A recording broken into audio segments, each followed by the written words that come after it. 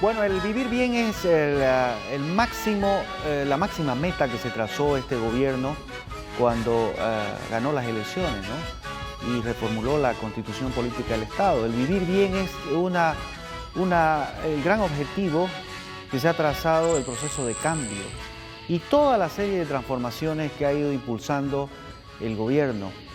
El vivir bien es obviamente satisfacer las necesidades básicas del ser humano y vivir en armonía con la naturaleza.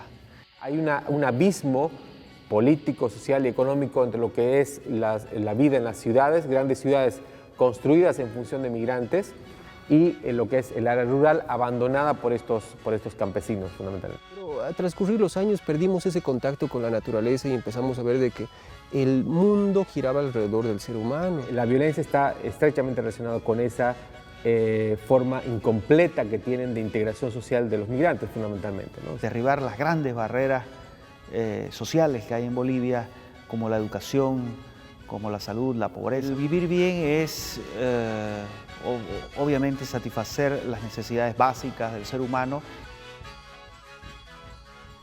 y vivir en armonía con la naturaleza. Yo creo que el ser humano tiene y ha tenido muchos ejemplos en la historia en las cuales ha logrado de alguna manera repensar su propio sistema económico.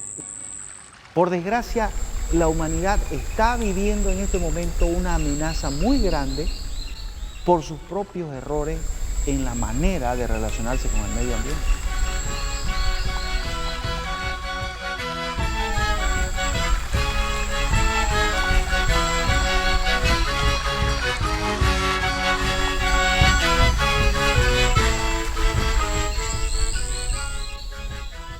La Amazonia que comparten Bolivia, Perú y principalmente Brasil, algo de Ecuador también, es una de las últimas,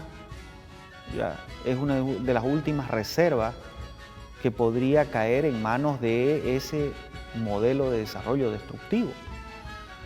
El grito de la Amazonia en la actualidad tal vez sea el último grito del planeta buscando salvarse, como sequías, como inundaciones, como huracanes.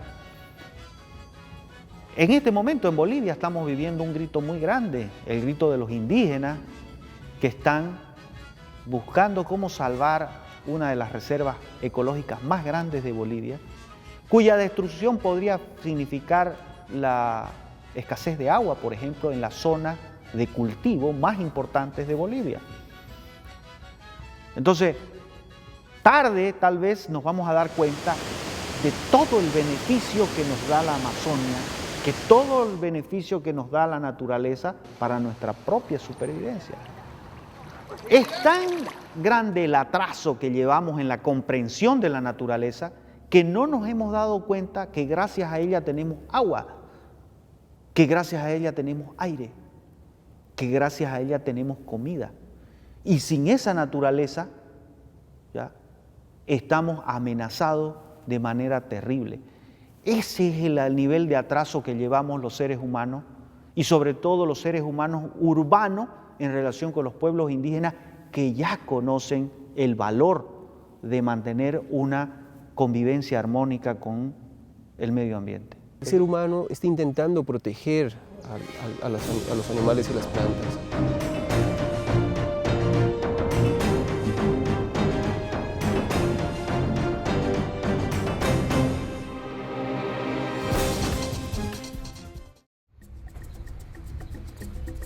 Bolivia, como otros países de América Latina, históricamente no ha tenido, digamos, una integración plena en el sistema capitalista. Es decir, no se puede hablar de Bolivia como un país estrictamente capitalista, digamos. En Bolivia tenemos las connotaciones negativas que tienen la mayoría de los países latinoamericanos. Uno que es el poco y bajo acceso a la educación y el poco y bajo acceso a la salud. Otro problema que tiene Bolivia es que tiene una dependencia totalmente estricta a el tema de la extracción de recursos naturales, que es nuestra base económica. Entonces, somos un país que exportamos materia prima y no tenemos industrialización. Y cuando tenemos una dependencia en sentido y en torno a la explotación de los recursos naturales, estamos sujetos a los precios internacionales, y si son buenos, bueno, tenemos una economía buena, y si son malos, tenemos una economía mala. La economía de Bolivia es básicamente extractivista. En un 80% ya depende de la explotación de los recursos naturales que se exportan a muy buenos precios en la actualidad, ¿ya? Pero sin la debida transformación, sin industrialización, sin un mínimo ya de valor agregado. Somos una economía primaria, extractivista, que durante los últimos años ha vivido una época de bonanza gracias a el auge de los precios internacionales. Lamentablemente esos recursos y ese modelo de desarrollo de Bolivia no alcanza para satisfacer las grandes necesidades que hay en el país. Y ahora otro problema, los problemas sociales que la gente le reclama justamente la promesa que le hizo el gobierno de vivir bien, de mejorar sus índices de desarrollo, le reclama la industrialización, le reclama la recuperación de los recursos naturales, y por eso es que ahora vemos cómo comunidades campesinas no quieren permitir que se exploten los recursos naturales en su territorio.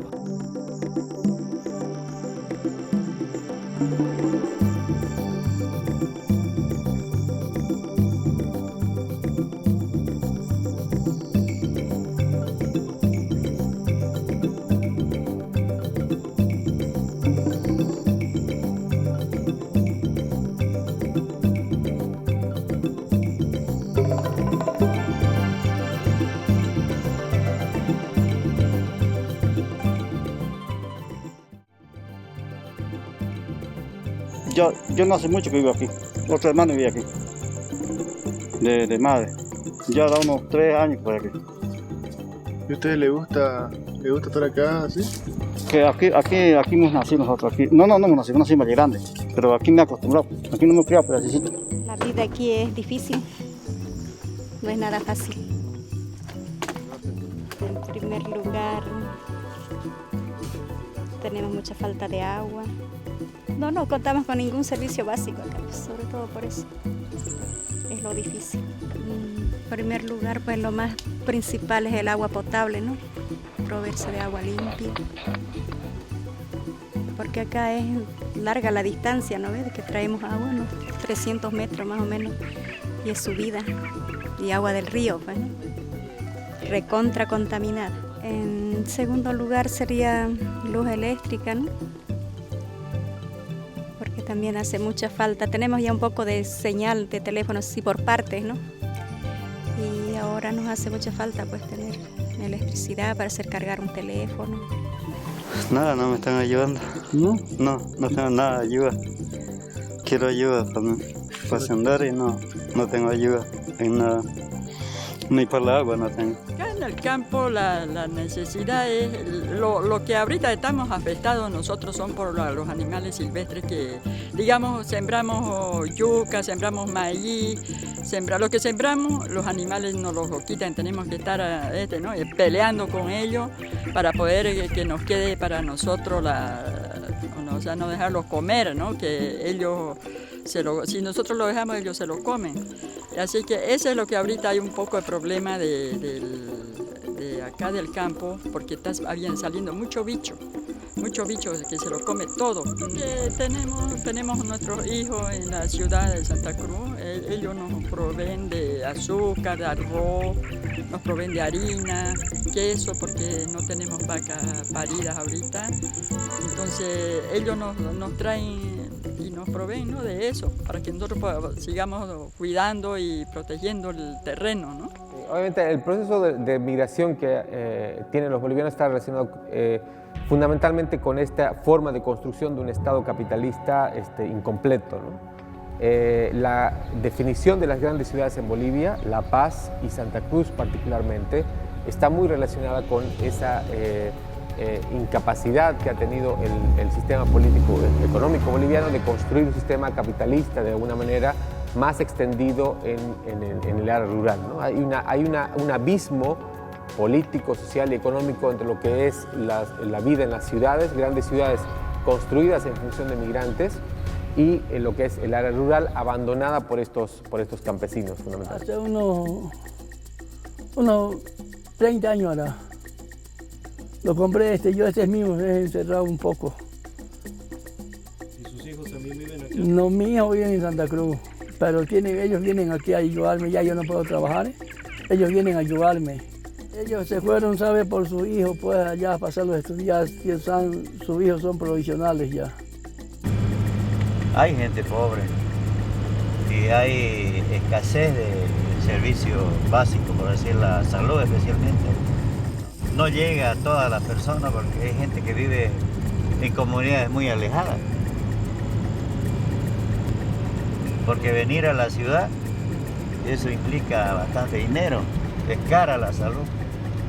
Por eso de que hay mucha gente que muere por esta situación, por no tener el dinero para curarse.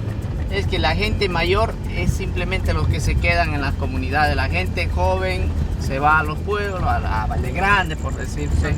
Se va a Santa Cruz, estudian allá y ya no vuelven a las comunidades, digamos, ¿no? A los pueblos. Entonces así sucesivamente se van quedando ya comunidades desiertas, como comunidades fantasmas. Quedan 2, 3 personas, pero adultas. Como decía su compañero Palpo, que hay puras personas mayores, ¿no? Y es cierto.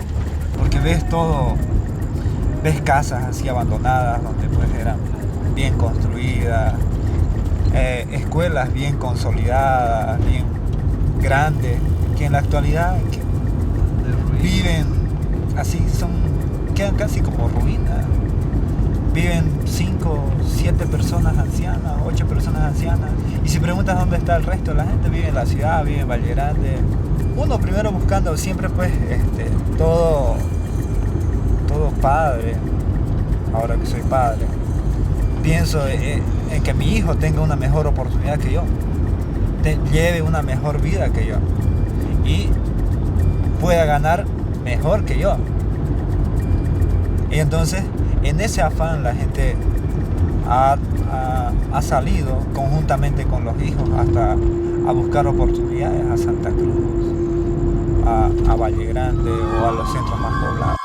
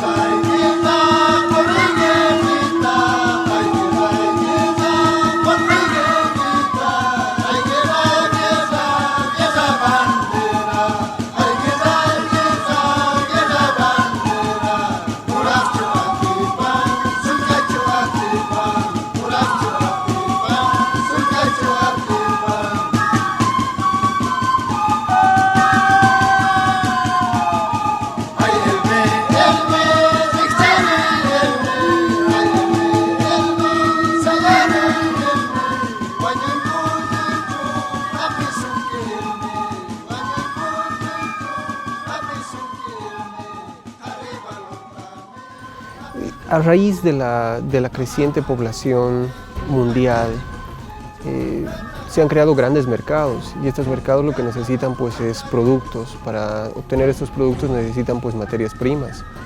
Para obtener estas materias primas no necesariamente se acude a sus propios territorios, sino deben acudir a terceros estados, en este caso estados, muchos de ellos latinoamericanos, que van a proveer de esas materias primas para que esas grandes poblaciones puedan subsistir y seguir viviendo con un cierto nivel que ellos entienden debería ser el adecuado.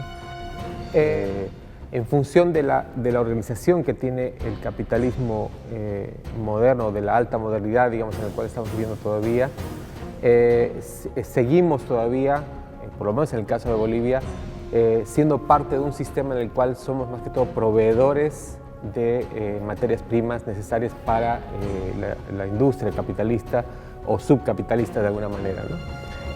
Entre los principales problemas en los países en vías de desarrollo existe una dependencia de la extracción de los recursos naturales, hay muy poca industrialización.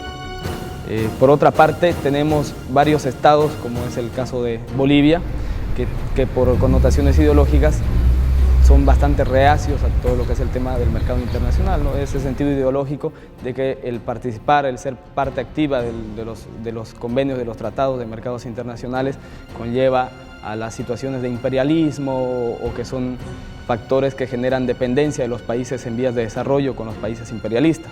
El control sobre estos recursos naturales en Bolivia ha estado estrechamente relacionado con lo que tú decías recién, en los intereses transnacionales, digamos, para poder explotar esos recursos naturales de la forma más rápida y más barata posible, ¿no? Los intentos del Estado boliviano por desarticular esta hegemonía capitalista sobre la explotación de recursos naturales en Bolivia hay que tomarlos en dos puntos, ¿no? Uno, en la Revolución de 1952, con el movimiento nacionalista revolucionario, que nacionaliza buena parte de los recursos naturales, en el caso del control sobre la tierra, el control sobre la minería estatal, la minería, pero en ambos casos, y el segundo momento importante de esta aspiración del Estado boliviano por controlar los recursos naturales se da con las nacionalizaciones que hemos visto ahora con el gobierno de Morales, ¿no? Bolivia tiene una historia muy particular en el tema económico. Para empezar, Bolivia es un país que tiene muchos matices en un sentido histórico. Tenemos en 1952 que Bolivia se convierte en un país con una mentalidad totalmente nacionalista con el tema de la reforma agraria, de la nacionalización de las minas, del voto universal. Ambos procesos han sido incompletos. Tanto el proceso de la Revolución Nacionalista del 52, que logró una buena parte del control, pero que después mantuvo o en todo caso negoció una nueva hegemonía capitalista de explotación de recursos naturales en Bolivia, como la que estamos viviendo ahora con Morales, también es una nueva hegemonía donde siguen teniendo un peso importante los actores transnacionales. Es decir, si bien el gobierno boliviano, el Estado boliviano ha logrado incrementar su control sobre los recursos naturales, de hecho tenemos un marco impositivo muchísimo más grande que permite extraer recursos para la distribución entre todos los bolivianos, aún así el Estado boliviano tiene suficiente capacidad en términos de conocimiento y de expertise técnica para poder tener un control absoluto o total sobre los recursos naturales.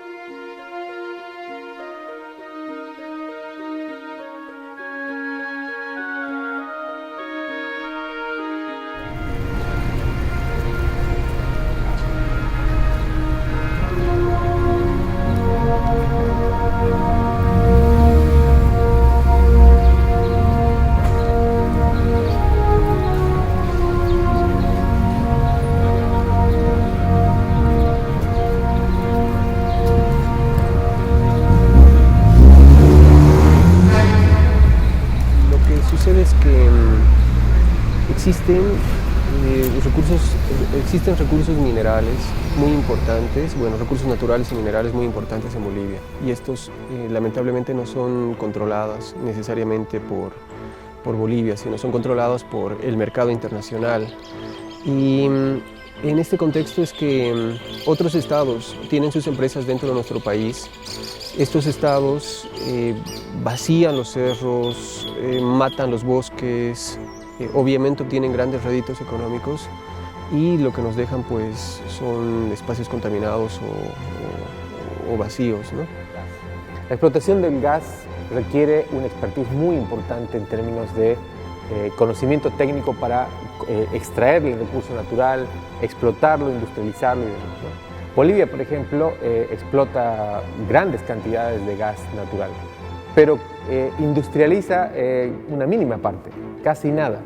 ¿Por qué? Porque no tiene industrias, no tiene un expertise, un conocimiento técnico suficiente como para levantar industrias en relación a ese recurso natural. Por eso seguimos vendiendo el recurso como materia prima para otros mercados importantes como Argentina y Brasil, donde sí tienen un mayor desarrollo en términos de explotación de ese recurso para industrialización, ¿no?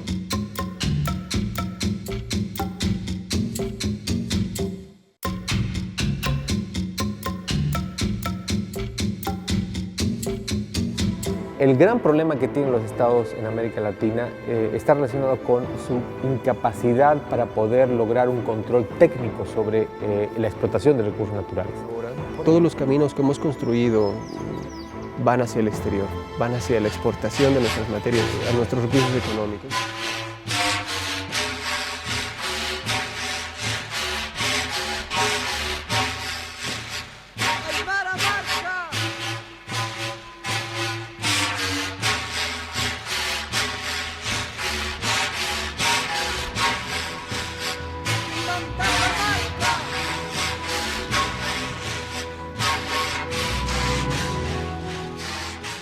Si no construimos un camino para que vincule una ciudad con otra ciudad y logremos integración entre los propios bolivianos, construimos el camino para poder exportar o explotar un recurso económico.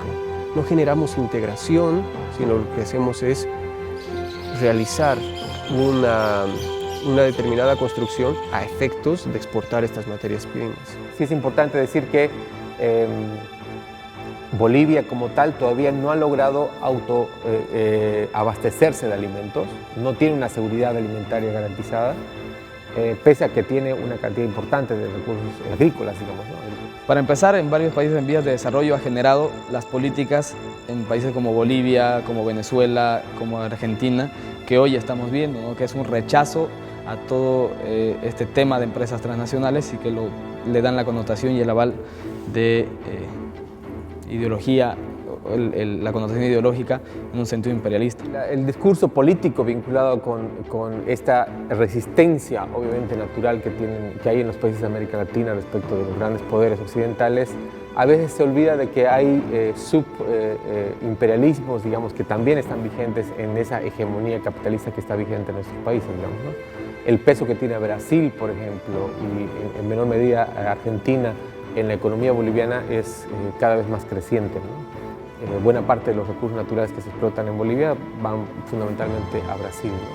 Estos actores económicos transnacionales, brasileños, incluso bolivianos, tienen todavía un peso económico muy importante que les permite mantener su actividad económica con amplios grados de márgenes de impunidad, básicamente, ¿no?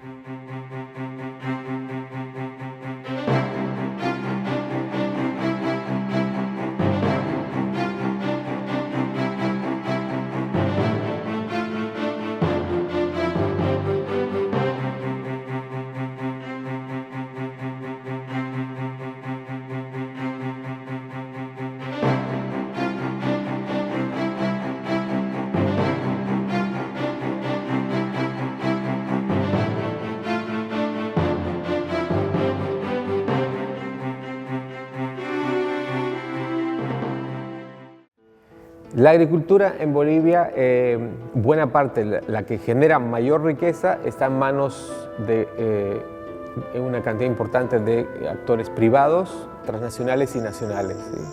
Es decir, la producción de alimentos fundamentalmente está en manos de privados, ¿no? En el caso forestal, Bolivia también tiene una cantidad muy importante de recursos forestales que fundamentalmente están siendo explotados de forma indiscriminada por sectores privados, más que todo brasileños y también en menor medida bolivianos, ¿no? Es decir, la expansión de la frontera agrícola, especialmente vinculada con la explotación de la soya en Santa Cruz y Beni y demás, y también la expansión de la frontera agrícola para la ganadería, está destruyendo una cantidad enorme de hectáreas de bosques, ¿no? Se da esta situación además por lo que se llama el fenómeno del vacío que hay y que deja en todo caso el peso del Estado para controlar esa explotación de recursos, ¿no? Así como tú puedes ver la ausencia del Estado en cosas cotidianas, como en la ausencia prácticamente de la policía en las calles de Santa Cruz, por ejemplo, también puedes verlo en el control que tiene el Estado boliviano respecto a la explotación de los recursos naturales. Bueno, respecto a los monopolios de las grandes empresas, sean públicas o sean transnacionales, sucede algo curioso. Por ejemplo, en Bolivia hemos tenido la experiencia de uno de los hombres más ricos del mundo en su época, que fue el señor Patiño, que era un minero el cual tenía dos tipos de empresas. Un tipo de empresa que eran mineras, extractivas, que sacaban el estaño y sacaban minerales, y otras fundiciones en otros países, de tal manera que si bajaba el precio del mineral, sus fundiciones compraban y ganaban, pero si subía el precio del mineral, ganaba a través de la venta de minerales de manera directa. Entonces, este multimillonario en Bolivia, como para poner un ejemplo, de cualquier manera ganaba, siendo que vendía o siendo que compraba, sus propias empresas tenían grandes réditos, ¿no? Se ha intentado fortalecer, se está intentando fortalecer ese peso del Estado para controlar la explotación de recursos naturales. Todavía sigue siendo insuficiente, y vos lo ves en la agenda pública todos los días, que actores privados siguen explotando recursos forestales de forma prácticamente indiscriminada, ¿no? Procesos de ganancia de grandes empresas que no hay la posibilidad o la manera de que éstas puedan perder. Si algunas de sus reparticiones pierden, las otras reparticiones ganan, y así se genera todo un círculo vicioso, ¿no?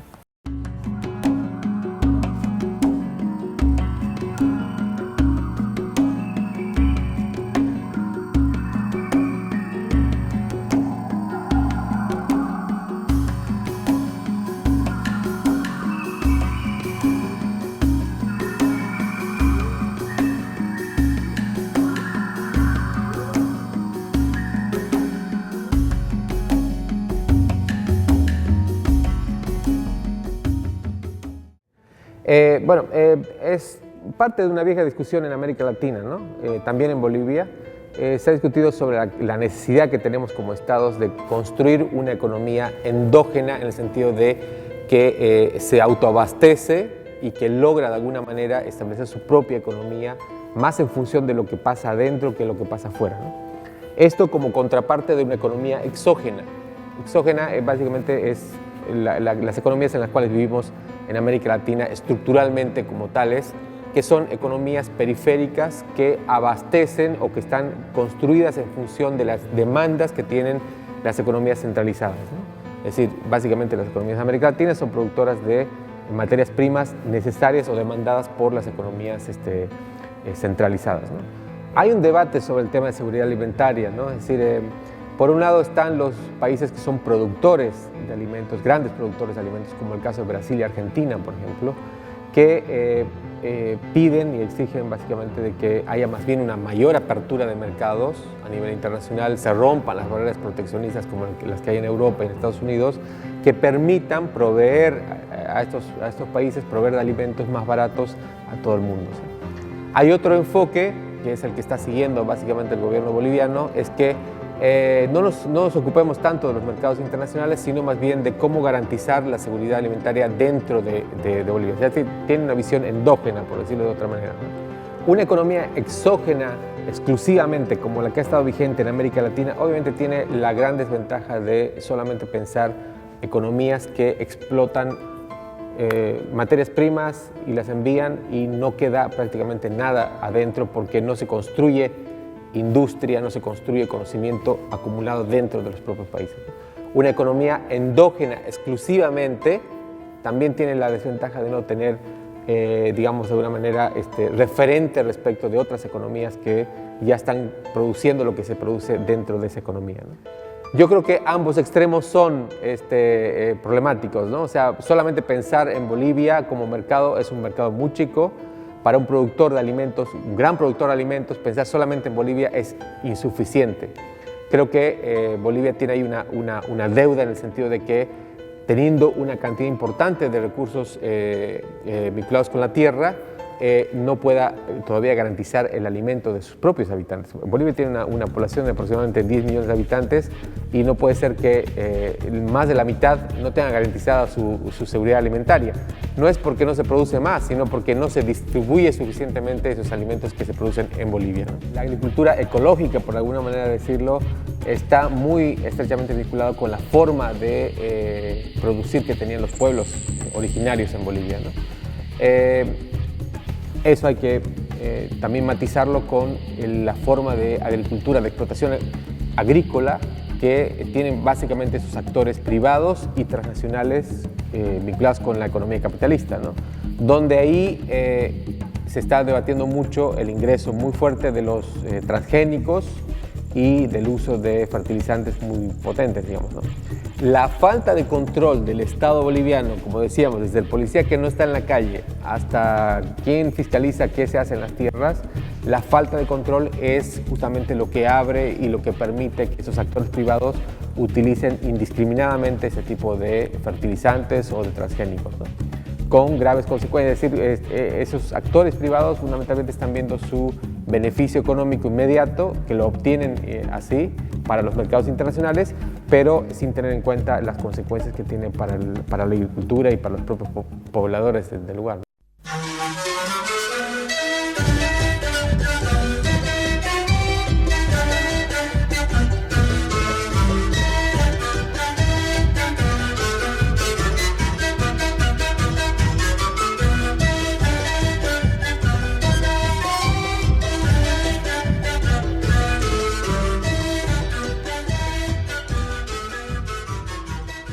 Cuando eran años de antes no usaban químicos, nuestros abuelos no usaban, así nomás era. Y estamos recordando otra vez lo mismo. Yo a eso me refiero, ¿no? Que le digo aquí a mi comunidad que no tenemos que usar ese químico que nos daña a los 15 años, a nuestros niños, a nuestros otros mayores, los adultos, todo eso. Y con eso que estamos pasando, que con el abono que sea orgánico, no hay ninguna contaminación. En el tomate, porque sea natural. ¿Y cómo más los dañaban los químicos? ¿Qué les hacían? Porque el tomate yo lo veo que tiene, yo mismo iba a hacer cosecha y lo he visto que tiene veneno. ¿Usted cree que no va a hacer mal eso? Hacen. Meten veneno fuerte. Mucho veneno, para que madure el tomate le meten veneno. No, una vez nomás se siembra al año aquí, una vez nomás. Y llega el mes de octubre, noviembre y se siembra. Y la caña llega el mes de octubre y molimos también la caña. La fruta ya para Todos Santos y ya comienza a haber durazno, el durazno tempranero, ya tenemos que llevar a la ciudad ya. En la región oriental se está dando este fenómeno, ¿no? Es decir, donde hay una sobreexplotación de la tierra, está llevando a que una parte importante de esa tierra se muera y los agricultores migren a las grandes ciudades, ¿no? El problema de la tierra es un problema estructural en la economía boliviana, viene desde la época de la colonia en realidad, cuando los españoles fundamentalmente establecen un sistema colonial de apropiación masiva, digamos, de lo que es la tierra de los pueblos originarios, que en la época de la independencia tampoco se termina de resolver porque se mantiene la tierra como recurso concentrada en pocas manos, ¿no? Si llueve 2 días, 3 días, ya estás sintiendo el maíz o la papa. Y antes no era así. Antes duraba 8 días, 15 días, no sé. Ahora un día, el otro ya está yesca. Sí. Y no tenemos agua, poca el agua. Como le digo, hay unos días que hay agua, otros días no hay, se seca. El problema de la tierra es un problema estructural en la economía boliviana, viene desde la época de la colonia en realidad, cuando los españoles fundamentalmente establecen un sistema colonial de apropiación masiva, digamos, de lo que es la tierra de los pueblos originarios, que en la época de la independencia tampoco se termina de resolver porque se mantiene la tierra como recurso concentrada en pocas manos, ¿no? Bueno, sembramos maíz, yuca, papa, frijol también producimos, caña, de todo producen, ¿no? Pero el plátano también produce. Sí. Ya estamos aprendiendo más o menos, ¿no? De hacer los abonos que no sean con químicos, con esos venenos que ahí, ¿no ven? Estamos aprendiendo a hacer el abono para sembrar, o sea, natural. Para hacer el riego también, en Chile, también natural. Nosotros de abono del monte traímos, mezclamos, hicimos con la ceniza, con la chancaca. Ya yo sé hacerlo eso ya. Y estoy enseñando a las demás personas. Le metimos Preparan abono, ya nos han enseñado una ingeniera a preparar abono y con eso lo fumigamos. Nos han preparado ya, nos han enseñado a preparar abono. ¿Quién? Un ingeniero ha venido y nos ha enseñado a preparar para fumigar. ¿Ese ingeniero era del gobierno? Sí, será la tierra y le echa uno cal y leche empanizado y no sé qué cosa más. Yo lo tengo anotado todo lo que le echo. Apenas hay que comprar el cal. El cal apenas y el empanizado uno lo tiene y listo. Huerta es durazno y ciruelo.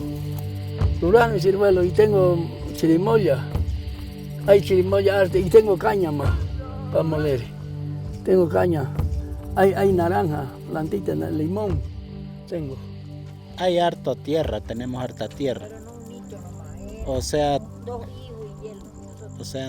hacerlo todo en uno, unas 10 hectáreas. Siembro maíz, siembro poroto, siembro papa, locoto.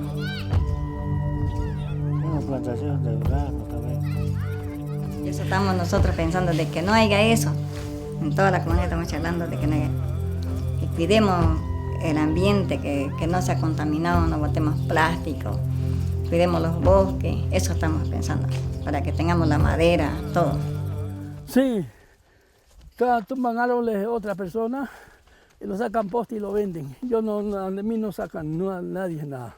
Llegamos con el resultado de que todavía la tierra en Bolivia sigue en manos de actores privados nacionales y transnacionales muy poderosos y que la tierra que no es tan fértil de alguna manera está distribuida entre campesinos pobres, digamos.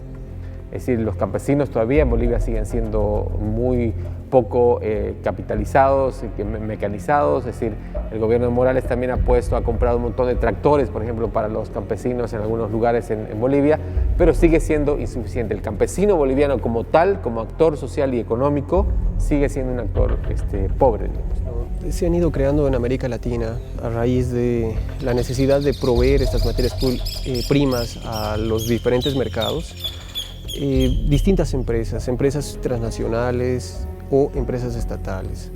No implica necesariamente que una empresa transnacional sea la única que destruya el medio ambiente. También muchas empresas, con ese afán de responder a esa necesidad de materias primas, muchas entidades y empresas públicas pues empiezan a degradar el medio ambiente y a destruirlo.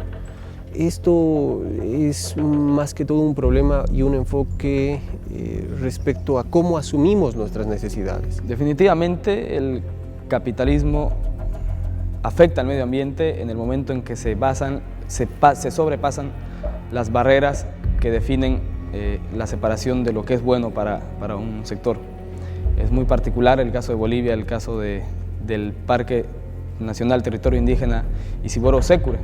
Es un caso muy particular sobre el tema de qué es más importante, el capitalismo en el desarrollo económico o el medio ambiente. Hay una disyuntiva, ¿no?, que no solamente se plantea en Bolivia, sino a nivel global, que tiene que ver cómo equilibrar una sociedad en la cual se produce desarrollo económico con respeto del medio ambiente fundamentalmente, ¿no? Eso se tiene que lograr obviamente en función de un equilibrio con el medio ambiente también. El caso del TIPNIS, que es un caso que se ha conocido mucho a nivel internacional, plantea esta disyuntiva. ¿Qué hacemos? ¿Construimos la carretera que puede llevar a tener más desarrollo económico para los pobladores que viven en la zona? ¿O no construimos porque también pretendemos encontrar un equilibrio o una protección de esa reserva forestal? Yo creo que el punto clave está en encontrar una salida que permita desarrollo económico para los pobladores, pero también con un equilibrio para el medio ambiente, ¿no? Esa es una disyuntiva que es compleja, difícil, pero no imposible, digamos. Hay otros países que sí lo han logrado, teniendo en cuenta estas dos variables. El desarrollo económico versus el desarrollo ambiental, no hay que irse a una situación extremista. Ambos son importantes. El desarrollo económico no viene por encima del desarrollo o del medio ambiente, porque en el sentido del desarrollo económico necesitamos carreteras, necesitamos luz, necesitamos vivienda. Existe un consenso respecto a la necesidad de mejorar, es decir, todo el mundo, viva en el país que viva, desea que que exista un menor grado de contaminación. Pese a ello, cuando se les dice que para ello necesitan cambiar la forma de vida en la que tienen, pues nadie está dispuesto a cambiar su forma de vida, ¿no? Porque es más complicado hacer eso. No hay duda que la humanidad necesita cambiar el modelo de desarrollo. El modelo de desarrollo mundial en este momento está orientado en base al consumismo extremo. Y ese consumismo extremo está precisamente, ¿ya?, desbalanceado. ¿Por qué? Porque hay países que consumen más, explotan más y destruyen más la naturaleza, y otros países que obviamente se quedan atrás. El planeta no puede aguantar el ritmo de consumo actual. Estamos consumiendo más de lo que el planeta puede dar.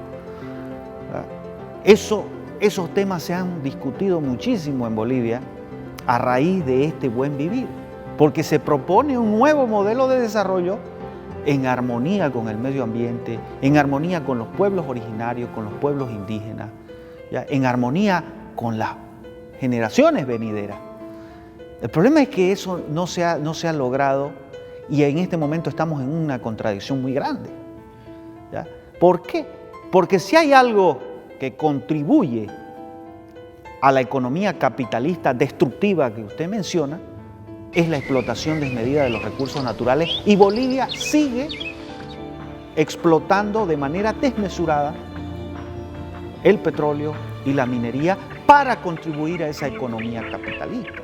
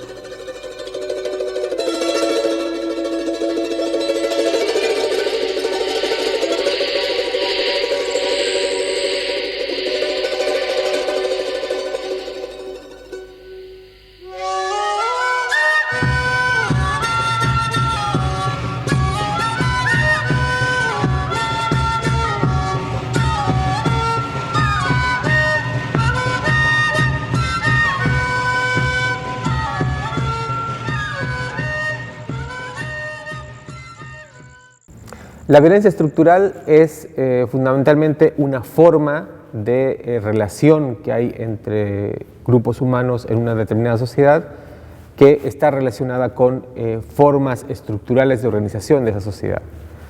Cuando tú tienes una sociedad que está estructurada fundamentalmente en base a una desigualdad, cuando hay grupos minoritarios muy poderosos, con mucho poder económico, y grandes grupos humanos que no tienen acceso a esos recursos, ahí tienes unas condiciones determinadas de organización social que producen de hecho violencia estructural. Huevo, nos criamos gallina, pollo, verduras, todo de acá, papa, frijol. Solamente salimos acá al pueblo, ¿no ves?, para comprarnos carnecitas, carne los fines de semana. Solamente el domingo salimos a vender los productos y a comprar algunas cosas que faltan. Aquí la vida es difícil, oiga. ¿Por qué? Porque aquí en el campo, así, a veces se enferma uno y no se puede recuperar nada. Y cuando sembramos así hay productos, frutas, lo que sea.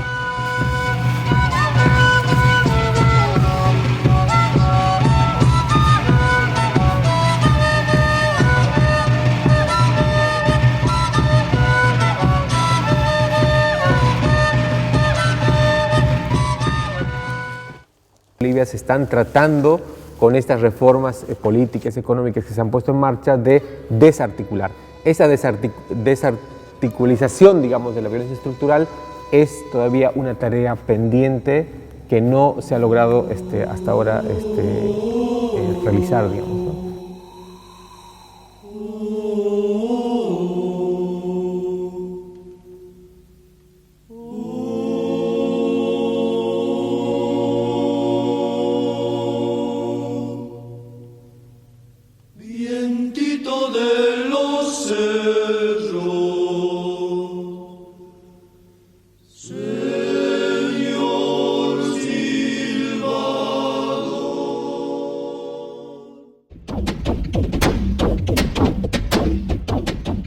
aquí al final volvió aquí a la cárcel por vender marihuana y también por consumir, ¿no? Por consumir. Me puse a vender marihuana porque sí, ya hay plata ahí, ya lo ves que hay plata, lo ves que funciona y sigues metido en eso, te va bien, sigues creciendo más, sigues avanzando. O sea, uno quiere porque le gusta el dinero fácil, es por eso que se queda. Y cuando ya tienen todo lo que tienen, de poco a poco lo van perdiendo muchas veces y otros se quedan así con los negocios, pero la mayoría se quedan sí en lo mismo. O a veces lo deja y vuelve a meterse en eso porque a veces le falta dinero, ¿no? Muchos dicen que si alguna vez te metes en eso, nunca sales, pero no es cierto. Es mucho, depende de uno. Y hay en que ellos te amenazan, diciendo que bien puede pagar tu familia o bien vos, pero siempre corre el riesgo de tu familia. Siempre corre el riesgo en amenazas que te dicen que te vamos a matar. El mundo no se puede explicar porque hay cosas que siempre van a suceder. Siempre va a haber esas cosas, nunca van a estar en tranquilidad.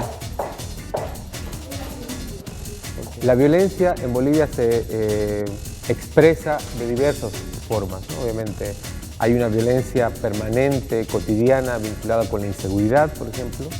Es muy común y llama mucho la atención respecto de otros países en América Latina la permanente exposición de casos muy tremendamente violentos, asesinatos y demás, ¿no?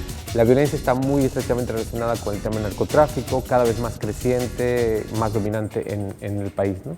Que Bolivia ha dado un salto cualitativo importante, digamos, en términos de reformas estructurales, ¿no? Solo como mencionar un ejemplo, por ejemplo, el reconocimiento de los pueblos indígenas como entidades que pueden tener su propia autonomía y su propia autodeterminación es un elemento, digamos, que salta a la vista como muy innovador. La pregunta es cuánto de esas reformas estructurales realmente se han puesto en práctica, digamos, ¿no? Lo que se ve, digamos, en lo cotidiano y en la discusión de la agenda pública es que todas estas reformas todavía distan muchísimo de haberse puesto en práctica, ¿no? Bolivia sigue siendo un país tremendamente desigual. En el caso de los pueblos indígenas, sigue siendo un país que los tiene excluidos, digamos, del sistema económico, por lo menos. Si bien en el sistema político digamos, los pueblos indígenas tienen, y de hecho el presidente Evo Morales es el mejor ejemplo, digamos, de cómo una persona que se reconoce a sí misma como indígena ha llegado al máximo puesto, digamos, del poder político, digamos. Pero aún así, ¿cuánto de eso significa o se traduce realmente en bienestar para los pueblos indígenas? Hay una distancia muy grande, ¿no? Es un país con altos niveles de inseguridad, un país con altísimos niveles de corrupción todavía. Es decir, un Estado que todavía está incompleto en función de esa aspiración que tuvieron o que tienen todos los bolivianos de construir un nuevo Estado realmente más integrador y más justo, más equitativo, digamos, ¿no?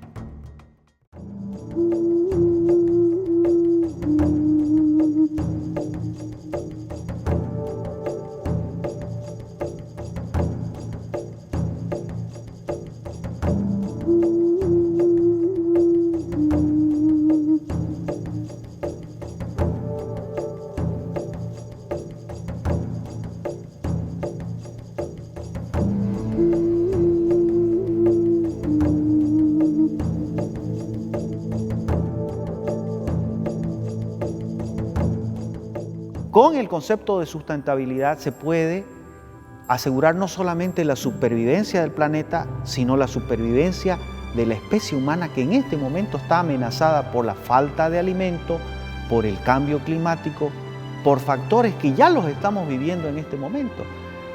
Por desgracia, la humanidad está viviendo en este momento una amenaza muy grande por sus propios errores en la manera de relacionarse con el medio ambiente. La conciencia de si somos o no felices, la conciencia de si somos o no libres, depende de la educación que tengamos. De tal manera que el proceso de degradación del medio ambiente y el proceso de extracción de nuestros recursos naturales va a depender de la educación, de la calidad de educación que tengan los ciudadanos. En este contexto, la población no es consciente en nuestro país de estos procesos que se avecinan y que están circunscribiendo al Estado boliviano y este riesgo que existe. De tal forma que es normal que el ciudadano agarre una basura y la tira al piso, sea parte de ese proceso de contaminación y de destrucción de la tierra. El planeta justamente ha perdido el concepto de la sustentabilidad, el modelo de desarrollo, no solamente capitalista, también el socialista. ¿Ah? No es un problema de capitalismo, es problema de acumulación, es problema de excesivo consumo, ¿ya? Y es un problema de sobreexplotación del planeta. Las sociedades autosustentables en Bolivia no son experiencias muy comunes. Las únicas sociedades autosustentables que tenemos en Bolivia posiblemente y probablemente son los pueblos indígenas. Los pueblos indígenas que viven en una armonía en general, no todos, con el medio ambiente. De tal manera que ellos no solamente defienden su territorio como un elemento de su propiedad, sino como una necesidad de su existencia, no solo física, sino cultural y espiritual. Bueno, el físico más famoso del mundo, Stephen Hawking, planteaba esta disyuntiva cuando decía que más vale que el ser humano encuentre rápidamente otro planeta porque al paso que va está destruyendo la única casa que tiene y es posible que se suicide como especie, digamos, ¿no? Evidentemente el ser humano está haciendo todo como para destruir la Tierra, ¿no? Pero creo que ambos extremos son malos. Por un lado, el extremo en el cual hemos estado viviendo estructuralmente en nuestra sociedad, que es básicamente la del desarrollo industrial, fundamentalmente, ¿no es cierto? Es decir, el desarrollo económico per se, la generación de productos y la generación de riqueza como tal, como fin en sí mismo, está claro que ha generado todos los problemas que estamos viviendo ahora vinculados con cambio climático, con la explotación indiscriminada de recursos naturales, pero además con una sociedad tremendamente desigual. Pero el otro extremo de protección absoluta del medio ambiente como tal, que detengamos el desarrollo, digamos, para pensar la Tierra de aquí a miles de años o 1000 años, también es una utopía. Lo más importante es que estamos en una etapa en la que si realmente aprendemos a formarnos, si realmente entendemos el contexto de nuestro país y de nuestro continente, si realmente adaptamos nuestras mentes a la situación en la que estamos viviendo, en ese futuro, cuando tomemos esos puestos que nos depara el destino, vamos a hacer realmente el cambio que necesita nuestros países y que necesita nuestra América Latina. Lo que tiene que haber es un punto de equilibrio entre ambas miradas, ¿sí? Un desarrollo industrial, capitalista o económico, digamos, que incluya esta variable es, me parece, la única salida en realidad que tenemos, ¿no? Bueno, todos los fenómenos sociales tienen que ver con el mismo problema que es el desequilibrio. El desequilibrio en el consumo, el desequilibrio en la producción. La gente tiene que salir de sus tierras, la gente tiene que buscar otros medios de vida, porque obviamente el sistema necesita producir aquellos elementos, ¿ya?, que alimentan el modelo de desarrollo. Azúcar, carne, ¿ya?, todos esos elementos, ¿ya?, que generan la reproducción del sistema. Entonces, eso constituye un factor de expulsión, de exclusión de muchísimos sectores sociales, entre ellos los indígenas o la gente que vive en el campo, que se concentra en las ciudades en busca de mejores oportunidades, o que emigra a Europa o que emigra a Estados Unidos en busca de nuevas oportunidades.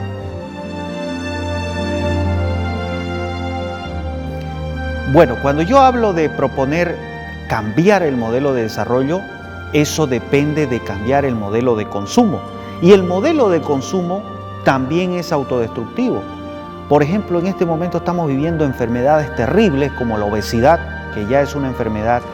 Estamos viviendo enfermedades terribles como la diabetes, enfermedades terribles como los males cardíacos, que son producto de nuestros hábitos de consumo, producto del excesivo consumo de azúcar, por ejemplo, el excesivo consumo de grasa, ¿ya? Que tiene que ver, ¿ya?, con la manera en que consumimos y en la manera como producimos. Gran parte de las tierras de cultivo en el mundo se destinan a la caña de azúcar para producir un elemento que en este momento se ha vuelto nocivo para la salud de la humanidad, que es el azúcar. El 40% del sobrepeso de toda la humanidad es producto del azúcar. Entonces, eso desplaza a productos naturales, eso desplaza a productos saludables, eso desplaza a la sostenibilidad, desplaza a los pueblos. El modelo de desarrollo que nosotros tenemos que buscar es uno sustentable, es uno que no nos lleve a la autodestrucción. En este momento el modelo es de consumo y de producción que van de la mano, es absolutamente autodestructivo. Está destruyendo nuestro planeta y también está destruyendo nuestra salud. Tenemos que volver a la naturaleza y tenemos que volver a un modelo de vida más sencillo, que la humanidad ya le ha puesto un nombre, que se llama el modelo de vida frugal, sin lujo, sin acumulación, sin excesiva ostentación. Es que eso nos va a conducir a la destrucción y eso es lo que tenemos que evitar.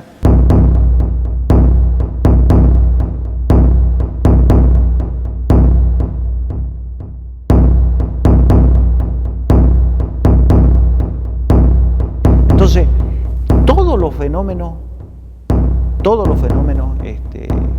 sociales, entre ellos la delincuencia, entre ellos el narcotráfico, ¿ya?, se originan en un desequilibrio, ¿ya?, en la forma en que producimos y en la forma en que estamos consumiendo.